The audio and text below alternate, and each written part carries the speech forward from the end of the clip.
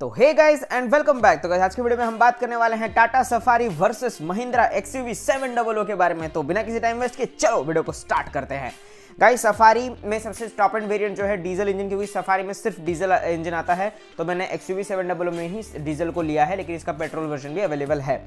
Safari में जो top end variant है वो है XZA plus gold 6 seater diesel engine के साथ, और XUV 700 में मैंने लिया है XUV 700 AX7 automatic transmission luxury pack all wheel drive diesel engine के साथ। बात करते हैं गाइस लेंथ के बारे में। सबसे पहले तो सफारी में जो लेंथ मिलता है वो है 4661 मिलीमीटर का, 700 में मिलता है 4695 मिलीमीटर का। विड्थ की बात करूं तो सफारी में मिलता है 1894 मिलीमीटर का और XUV 700 में मिलता है 1890 मिलीमीटर का। हाइट की बात करो तो सफारी में मिलता है 1786 मिलीमीटर का और XUV 700 में मिलता है 1755 मिलीमीटर का। यानी कि यहाँ पे जो लेंथ है वो XUV 700 का थोड़ा सा लंबा है, और विड्थ के मामले में और हाइट के मामले में सफारी ज़्यादा बड़ा है कंपेयर टू XUV 700।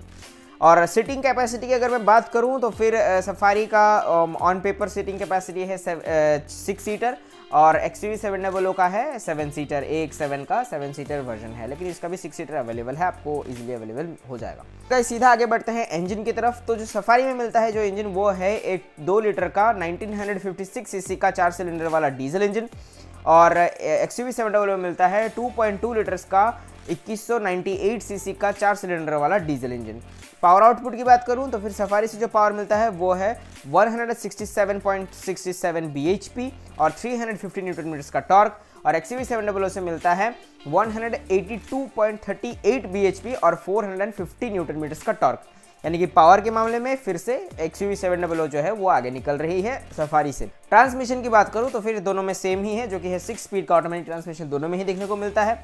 और ड्राइव टाइप की बात करूं तो फिर सफारी में 2 व्हील ड्राइव का ऑप्शन आता है, 4 व्हील नहीं आता है, लेकिन XUV 700 में इस वेरिएंट में ऑल व्हील ड्राइव का ऑप्शन आपको मिल जाता है।